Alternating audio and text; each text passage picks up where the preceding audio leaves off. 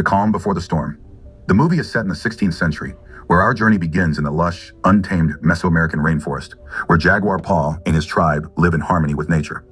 The opening scene is deceptively tranquil. In a hunting expedition, Jaguar Paw, along with his father, Flint Sky, and their fellow tribesmen, stalk a tapir and catch it in a trap that simply depicts arts. Jaguar Paw shares portion of the catch to all his fellow hunters and members of the team who accept them with great respect. However, Blunted, an outsider, is tricked into eating the tapir's testicles, claiming it'll make him fertile, but spits it out as soon as he eats it. The camaraderie is palpable as they joke and laugh, but even amidst this lighthearted banter, there's an undercurrent of tension.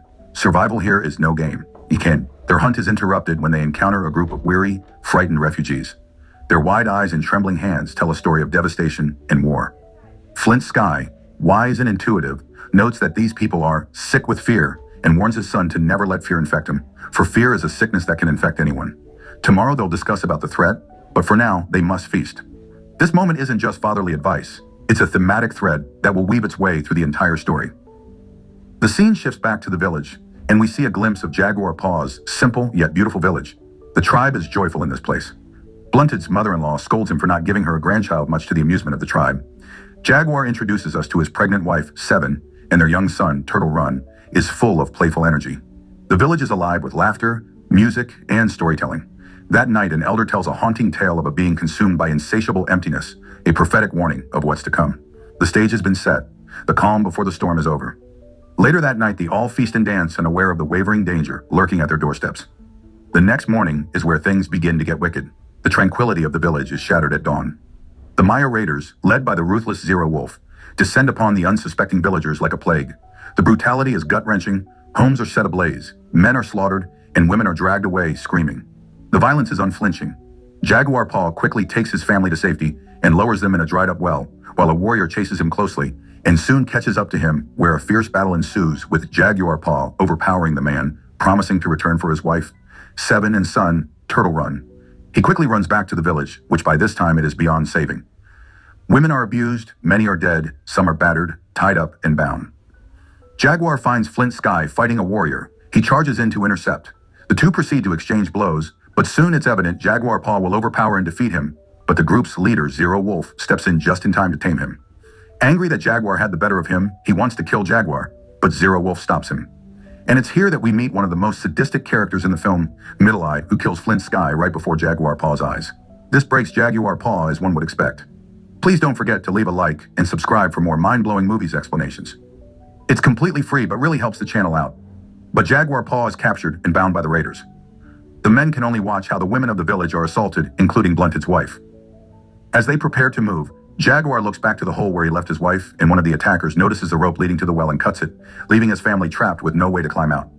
The camera lingers on Jaguar Paw's face, etched with helplessness and fury, as he's dragged away. And just like that, everything he holds dear is ripped from him. The captives are forced on a grueling march through the jungle, where Jaguar Paw sees the wanderers from the previous day. The camera captures their exhaustion, their despair. Along the way, they pass through the dangerous jungles, cross violent waters and landscapes that paint a grim picture of the collapsing Maya civilization, raised forests, barren fields, and villagers stricken with a mysterious disease. One prisoner falls off a cliff. Middle-Eye gloats over them and edges them to save themselves like it's all a game. With the help of Jaguar Paw and Blunted, they manage to pull everyone back up, but it was a close call. Still, Middle-Eye pushes the one who almost caused the group to fall of the valley cliff, reminding them how little their lives mean now. Back in the hole, Seven waits for Jaguar's return. Closer to their destination, the prisoners come across many deserted lands, gigantic trees being chopped down as if they were nothing. It's not long till they come across a wasteland with a young girl crying over her mother. She's infected and the oppressors want nothing to do with her. The sickly little girl prophesies doom. "You should fear the dark sky and the man who runs with the jaguar, for you are all dead already," she whispers, her voice eerie and otherworldly. It's a haunting foreshadowing of the chaos to come. They are all clearly disturbed by this prophecy, but they keep marching on. The captives are herded into a sprawling Maya city, a stark contrast to Jaguar Paw's humble village. Here, opulence and decay coexist. Here, buildings are huge, bigger than anything they have ever seen. They are thousands of people forced to do hard labor. This isn't a healthy society at all, and diseases are a common trend. Cannibalism is the other of the day, and abuse and insults are part of their ways of living. Poverty is just another flu. In a religious way, some women put blue paint on them. As they pass through an alley, they see depictions of brutal sacrifices of blue-colored people on the walls. This is where reality hits them. They are about to be sacrificed.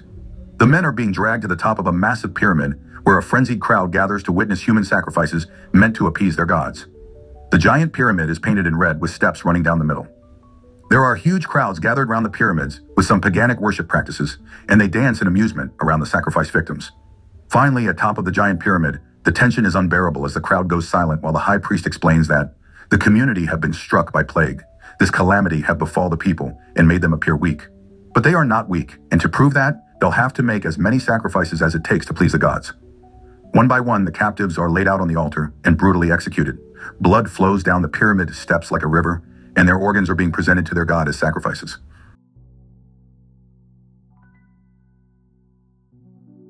When it's Jaguar Paw's turn, Blunted sympathizes with him, but he tells Blunted he won't die today. What a time to be optimistic, Jaguar. In the last moment, as they look to behead him, the sun is suddenly eclipsed. Everyone in the mild civilization is left in awe and confusion alike. But the priests, interpreting this as a divine sign, declare that the gods are satisfied with their sacrifices and has blessed them.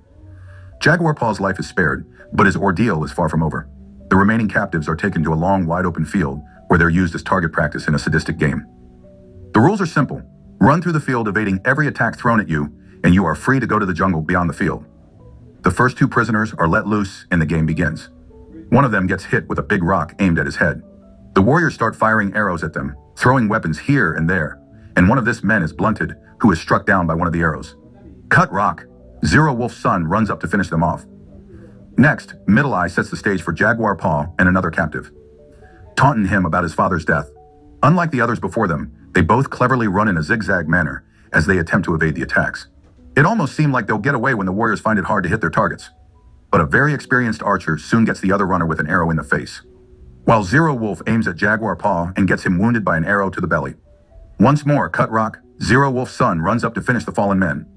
Blunted, whom he failed to kill the first time, grabs his leg, giving Jaguar just about enough time to use the sharp part of the arrow to stab Cut Rock.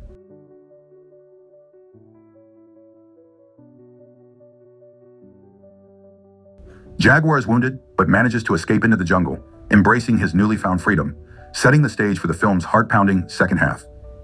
Zero Wolf watches in horror as his son takes his last breath of life. Meanwhile, in a terrifying scene, Jaguar Paw falls in a field full of corpses. Here, Apocalypto transforms into a relentless game of cat and mouse. An enraged Zero Wolf and his men pursue Jaguar Paw through the unforgiving jungle in order to get retribution for his son. But this is Jaguar Paw's territory, and he will use every ounce of his knowledge to turn the tables on his pursuers. Thinking quickly, he climbs to the top of an inclined tree while still bleeding profusely. Oh boy, but the chase isn't over just yet. Jaguar Paw notices a baby jaguar on the same tree he is on. But the real threat is the mama jaguar just on the other side of the tree. The jaguar growls at him. But before the high-speed chase ensues, the group thought they had lost any trails of jaguar before they noticed the blood on one of the soldiers and realized he is on the trees. The group spreads out in an attempt to trace the fugitive, but they hear him running at a distance. Being chased by a deadly mama jaguar and a group of stone-cold killers, Jaguar Paw runs for his life. One soldier chases closely and comes between Jaguar Paw and the mama jaguar. This is where both him and the jaguar meet their end as the group pound on the jaguar who disfigured the man. This is the point where the group have a conversation and the words of the little girl begin to resonate with them. They say the prophecy is coming to pass. As she said, the one who ends their reign comes running with a jaguar. Fear skips into the heart of the warriors, but their leader, Zero Wolf, edges them to keep going as it was just a coincidence. The group suits up and sets out on their quest for revenge. One of them finds trails of blue paint on the trunk of a tree and alerts the others. But it's the last thing he'll ever do because he gets bitten on the neck by a poisonous, venomous snake. The rest of the crew watch in horror as their partner helplessly dies before their eyes. Following in the direction of the paint, the group will soon catch up to Jaguar Paw. Aiming at him, they only miss by a few inches. But this doesn't stop the protagonist to keep running towards safety. Jaguar reaches a river and comes to a waterfall. With these viscous warriors behind him, he is left with no choice but to jump as spears miss him by inches. He survives the fall and taunts the warriors, calling them out and daring them to follow him. He reminds them that this is his jungle and was also that of his fathers before him, and he knows it better than anyone. When one of the warriors tried convincing Zero Wolf to retreat, he ends up receiving a knife to the chest that eventually kills him. Zero Wolf edges the crew to jump. One hits his head in a rock under the water. One after the other, the rest jump. With the group closely behind him, Jaguar Paw mistakenly runs into a swamp. in an attempt to grab a branch to escape the swamp, but it falls off. Stuck, with no options left, Jaguar continues to push forward till he could get hold of a strong spot to safety. But the chase ain't over. He can't stop, won't stop. In a desperate moment, he finds a beehive, wraps it with a big leaf and breaks it in front of the warriors. Taking advantage of the chaos, Jaguar Paw runs away. Next, he finds a poisonous toad and proceeds to get some spikes. He punches the toad's back with the spikes, making it poisonous. The warriors will continue their chase, but Jaguar ambushes one of them. Using the poisonous spike, he shoots the last person behind the group, injecting the pursuer with enough venom to kill him. But as he falls, Middle Eye hears something and checks it out just to find Jaguar Paw standing there, staring dead in his eyes. In a visceral moment of vengeance, the climax comes when Jaguar Paw and Middle Eye engage in a standoff. Both men run towards each other with rage, but Middle Eye misses his first blow, only scratching Jaguar to the forehead.